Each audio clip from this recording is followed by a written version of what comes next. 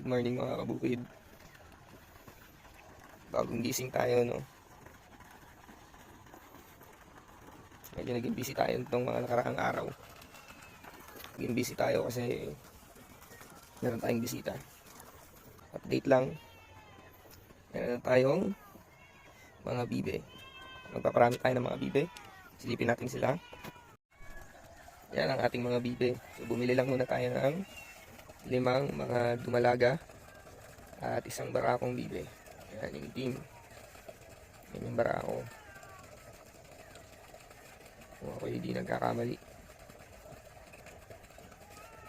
Mas malaki siya. Mas malaki yung barako na yan.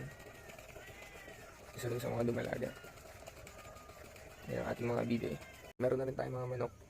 Ginawa natin sila ng kulungan, tungtungan nila.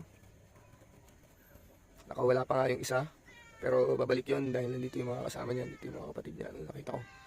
Nakita ko nga siya kanina. Pag-alagala lang doon sa kabila. Pero kulang pa yun mga kabukid dahil magdadagdag pa tayo ng itik.